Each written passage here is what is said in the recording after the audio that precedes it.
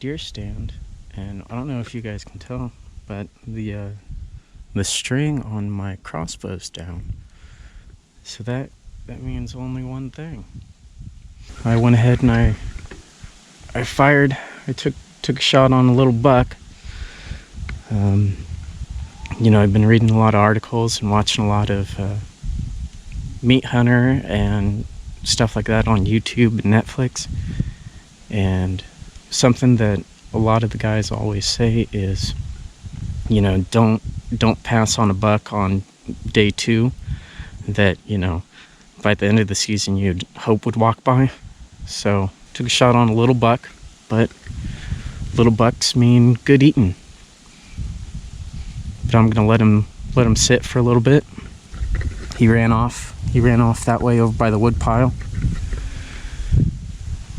But I'm gonna let him sit, and I'm gonna go check on him here in, I don't know, 10 minutes. Okay, one of the first things that you need to do when you're trying to recover your deer is go recover your arrow. And thankfully, the arrow is just right over here. I got red Luminox on him, and I got to admit, I was able to follow the arrow all the way in to the deer, to the target, right where I was aiming. And you know, here it is.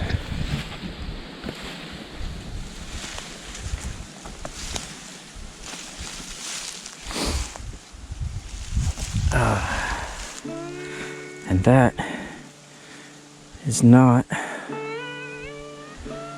a good sign. I don't have the broadhead on there, but it did pass through him because has a gut shot.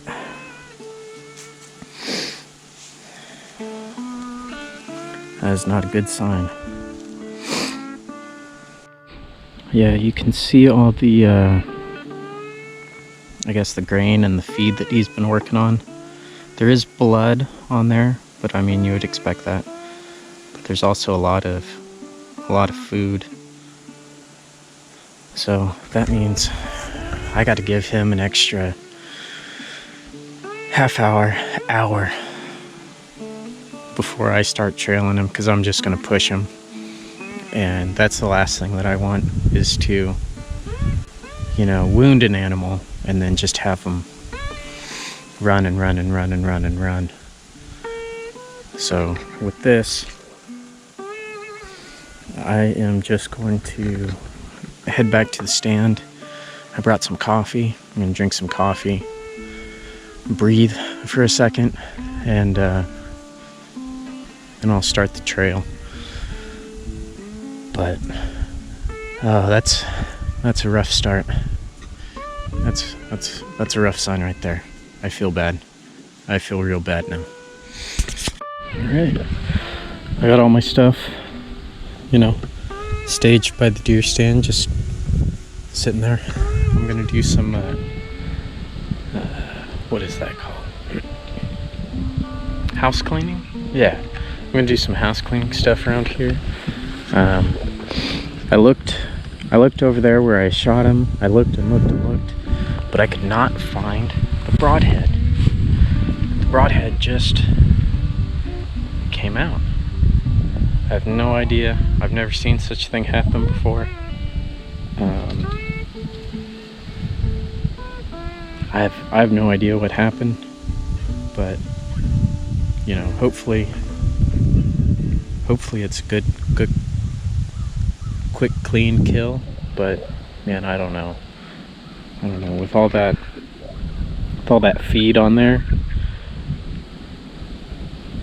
I don't know, I'm not all that optimistic. I'm gonna do some house cleaning. I'm gonna go reset the trail camera and get those pictures off, because Steve's still hunting, and you know, hopefully we'll get him some good information so that way he can, you know, make good decisions. I'm sitting here and I'm thinking about just the whole encounter with the deer, and like what could have happened. Like, number one, why is my broadhead missing? Number two, why is there all this this feed showing up on the fletchings? And you know, a lot of times when you have two questions, you can make them answer each other, which is what I'm trying to go with right here. Is that maybe because, you know, oh geez, it's got a luminoc on it, so it's got a lighted knock on it, and I watched it go perfect, just right behind the front legs. It was a perfect shot, exactly where I wanted it to go. And then I heard this massive pop, and then the deer just kind of walked off. And I'm sitting here thinking, like, what could have caused that massive pop? And that, to me, explains the broadhead coming off, the broadhead going missing. Is that maybe it got caught on a rib on the other side?